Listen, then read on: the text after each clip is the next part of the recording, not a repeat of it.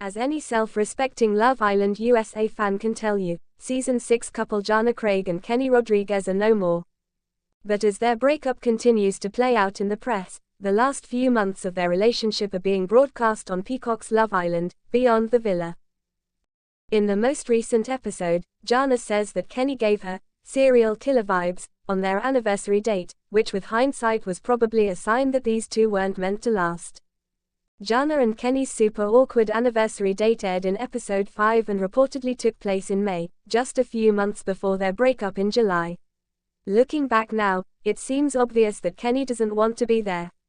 He's aloof, evasive, and shuts down when she confronts him about telling Miguel Harachi that she also didn't want to move in together, even though, she said, she wanted to be smothered in your space. What followed was the most awkward silence I've ever seen on a reality show. Kenny stared off into the distance and then tried to recover, saying, I voiced to him, I wanted separation from you. Because, I guess, that's better somehow. In this week's episode, JaNa confided in Leah Kateb and Serena Page about the date, saying that Kenny just shut down. He just gave me straight eye contact, like he just locked in. It looked like he was giving me serial killer vibes, she said. When he shuts down, he just was locked in on me. Kenny apologized the day after the date for being silent, but for fans watching at home, this is just the latest in a string of bright red flags Kenny's been dropping all season, like how hesitant he was about fostering a dog or his seeming inability to communicate clearly with JaNa. Kenny is currently enemy number 1 among Islanders, but here's hoping he'll take some constructive criticism and really learn how to listen and communicate. Because the serial killer vibes aren't going to cut it much longer. Chapter 1, The Unexpected Anniversary. It was supposed to be a celebration, a simple, fun anniversary dinner between JaNa Craig and Kenny Rodriguez. Their relationship had been a whirlwind, full of laughter, adventures, and a few awkward moments that somehow made their bond stronger. They had met on the reality show, Beyond the Villa, a spin-off where couples from different seasons reconnected and tested their relationships anew. JaNa, a vivacious singer and social media influencer, was known for her contagious energy and candid personality. Kenny, a charismatic entrepreneur with a mysterious air, had captured her heart early on, but their journey was far from smooth sailing. Now, 2 years after their first encounter, they decided to mark their anniversary with a special night out. The restaurant was a cozy, upscale spot tucked away in a quiet corner of the city. The ambience was perfect, dim lighting, soft jazz melodies, and a table overlooking a small fountain. JaNa wore a sleek, red dress, her hair cascading in curls, while Kenny sported a tailored blazer and a mischievous grin. As they sat down, Kenny reached across the table, grasping her hand. Happy anniversary, JaNa, he said softly. Happy anniversary, Kenny, she replied with a smile. Can you believe it's been 2 years? Kenny nodded. Feels like yesterday we were still figuring each other out on the show. They toasted with the glasses, laughter bubbling up as they reminisced about the early days, the awkward confessionals, the dramatic eliminations, and the unexpected moments that brought them closer. But as the night unfolded, something shifted. Chapter 2, The Dinner Gets a Little Strange.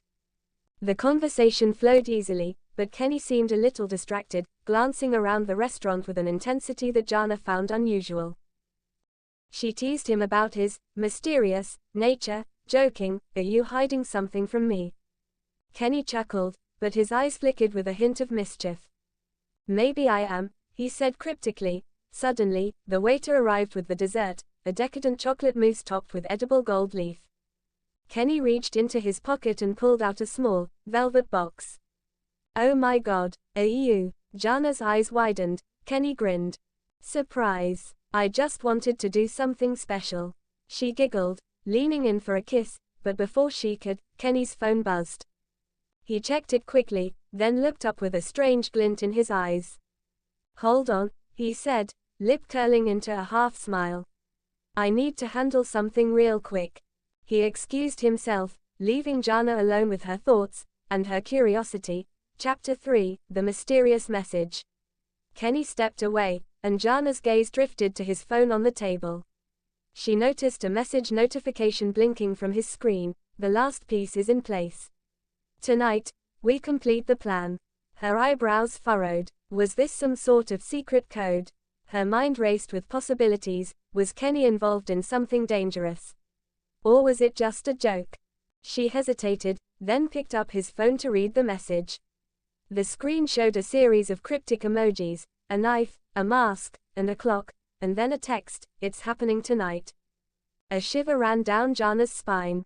She looked around the restaurant, suddenly aware of the ambient shadows, the flickering candles, and the quiet hum of conversations.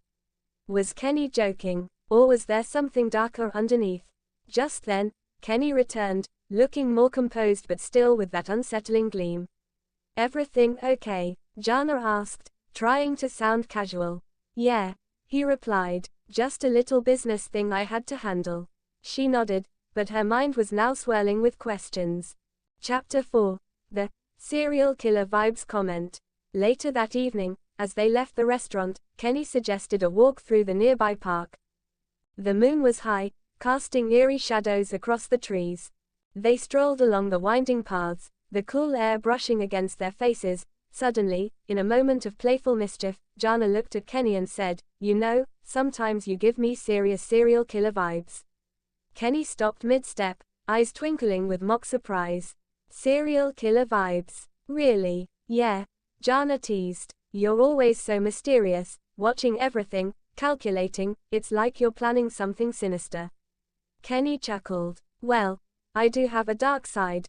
She grinned. "Care to share your secrets?" He leaned in close, whispering, "Only if you promise not to run away when I tell you." They both burst into laughter, the tension easing. But beneath her laughter, JaNa couldn't shake the feeling that tonight was more than just an anniversary. There was an underlying thrill, a sense that something was about to happen. Chapter 5. The unexpected turn. As they continued their walk, Kenny suddenly stopped and pointed into the shadows.